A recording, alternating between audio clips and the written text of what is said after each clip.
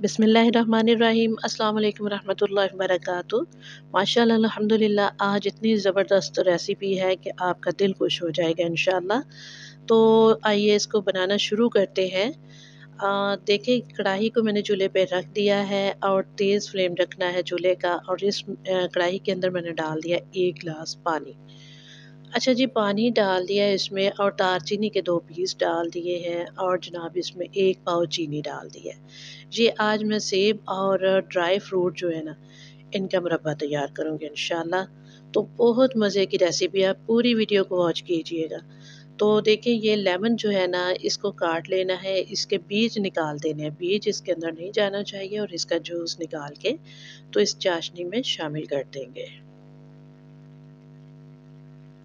तो एक माल्टा जो है ना ऑरेंज, इसको धोने के बाद साफ़-सुथरा करने के बाद इसके पीस काटने हैं छिलके समेत। 2 स्लाइस इसके बड़े काट के इसके बीज निकाल देने हैं और फिर इसके छोटे-छोटे पीस करके इसमें डाल देने हैं। 1 टीस्पून के बराबर इसमें मक्खन डालना है।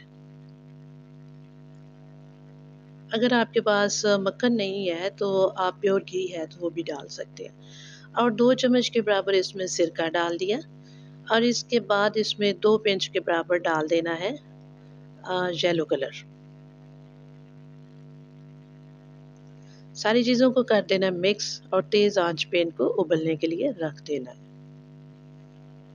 और दूसरी साइड पे देखिए हाफ लीमू मैंने 1 ग्लास पानी में निचोड़ के तो बिल्कुल कच्चे सेब मैंने लिए थे बाज़ार से, उनका छिलका उतार दिया, उनके बीज निकाल दिए और पीस करके इसमें डिप कर दिया उस पानी में, जिसमें मैंने लीमू निचोड़ा था ताकि इनका कलर ख़राब ना हो।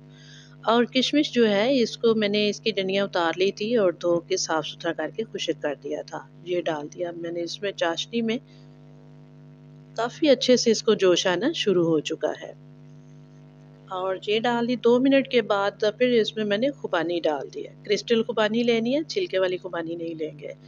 तो फिर इसके बाद इसमें किशमिश डालेंगे कुछ, ब्लैक किशमिश और 2 मिनट के बाद फिर से ढक्कन उठाएँगे और खजूर डालेंगे इसमें और बाकी ब्लैक किशमिश वो भी इसमें शामिल कर देंगे। आप ड्राई फ्रूट अपनी मर्ज़ी से कम या ज़्यादा कर सकते हो, लेकिन थोड़े से ये क्वांटिटी में ज़्यादा ही होंगे तो अच्छे लगेंगे। अच्छा जी, काफ़ी अच्छे से जो है जोश आ रहा है इनको और चिपचिपी सी चाशनी तैयार हो चुकी है। अब इस टाइम पे जो सेब के पीस कटे हुए थे वो इसमें शामिल कर देंगे। स्पैचुला की मदद से, चम्मच की मदद से इसको अच्छी तरह मिक्स कर देंगे और ढक्कन दे के तकरीबन 3 से 4 मिनट के लिए इन्हें पकाएँगे।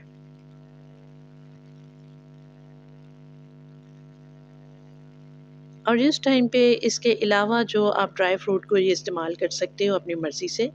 तो मैं अखरोट जो है ये कटे हुए ये डाल रही हूँ और देसी तिल है, ये साफ़-सुथरे होने चाहिए और ये भी 1 चम्मच के बराबर ये भी इसमें शामिल कर दिए हैं। इनका फ़ायदा भी बहुत ज़बरदस्त होगा और टेस्ट भी अच्छा आएगा।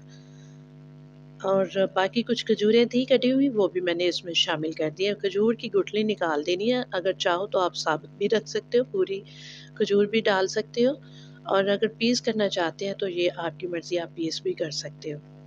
लेकिन खजूर को पहले धोना ज़रूर है और खुश्क करना लाज़मी है। और जो पीस मैंने डाले थे ना इसमें ऑरेंज के, वो अब निकाल देंगे। अच्छा जी, वो छिलके वाले पीस इसमें से अब निकाल देने हैं और इसमें अब एक ऑरेंज के पीस जो है ना वो ले लेने हैं, उसके जो छोटे-छोटे पीसेस होते हैं, उनमें से बीज निकाल देने हैं, सफ़ेद वाला हिस्सा उनके ऊपर जो होता है वो उतार देना है बिल्कुल, क्योंकि वो उससे ना थोड़ा-सा जायका जो है ना वो तुर्श-सा हो जाता है, तो इसलिए उसको उतारना ज़रूरी है। तो तकरीबन 5 से 6 पीस जो है ना मैंने वो ऑरेंज के इसमें शामिल कर दिए हैं और इसके अलावा इसको अच्छी तरह मिक्स करना है और तेज़ आँच पे आप इसको पकाना है। तो इसको चेक करना है, ये बहुत गाढ़ी नहीं होनी चाहिए इसकी चाशनी, बस थोड़ी-सी ठीक हो जाए, थोड़ी-सी, चिपचिपी से थोड़ी-सी ज़्यादा हो जाए, तो फिर चूल्हे को बंद कर देंगे। जी, तो अब इस टाइम पे मैं चूल्हे को बंद कर रही हूँ, तकरीबन 4 मिनट हो गए मैंने इसको पकाया, सेब के पीस जब डाले थे उसके बाद। और अब बादाम जो है ये गर्म पानी में डिप करने हैं, 1 से 2 मिनट के बाद जो है इनका छिलका उतरने के काबिल हो जाएगा, छिलका उतारेंगे और फिर इन्हें एक कॉटन के कपड़े से दस्तरखान से खुश्क कर लेंगे अच्छे से ताकि इनके ऊपर कोई मॉइस्चर वगैरह ना रह जाए और फिर ये भी इसमें शामिल कर देंगे और इस तरह स्पैचुला की मदद से मिक्स करेंगे। जी, तो दालचीनी के पीस जो है ना वो इसमें से निकाल देंगे और ये खजूर के कुछ छिलके थे ये भी निकाल देंगे।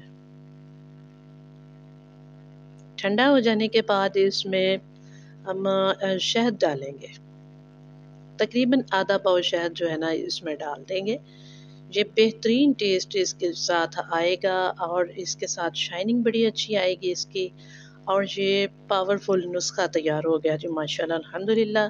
पेशावरी कहवे के साथ इसको सर्व करें तो क्या ही बात है। तो इतनी मज़ेदार ये रेसिपी है और जो सेब के पीसेस हैं ये चेक कीजिए, ना ही बहुत ज़्यादा सॉफ्ट हुए और ना ही सख्त है। और ये जैसे-जैसे ये ठंडा होता रहेगा, पड़ा रहेगा ना ये सारी चीज़ें जो हैं ड्राई फ्रूट और सेब वग़ैरह इस चाशनी में, तो इस मिक्सचर में जब डिप रहेंगी ये बड़े अच्छे से सॉफ्ट भी हो जाएँगी और बहुत टेस्टी हो जाएँगे। अच्छा जी, एक जोश मैंने दिलवा लिया है हल्का-सा और फिर दोबारा से चूल्हा बंद कर दिया है। पहले भी चूल्हा बंद ही था, बस जब शहद इसमें मिक्स करना है बस हल्का से इसको जोश दिलवाना है।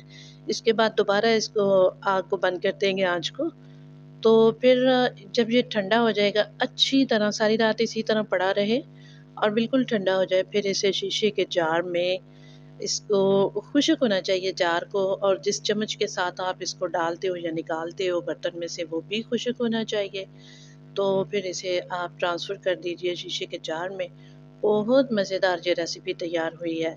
तो मैं उम्मीद करती हूँ आज की ये रेसिपी आपको ज़रूर पसंद आएगी। पसंद आए तो लाइक कीजिएगा, शेयर कीजिएगा ज़्यादा से ज़्यादा और अगर चैनल पर नए हैं तो सब्सक्राइब ज़रूर कीजिएगा।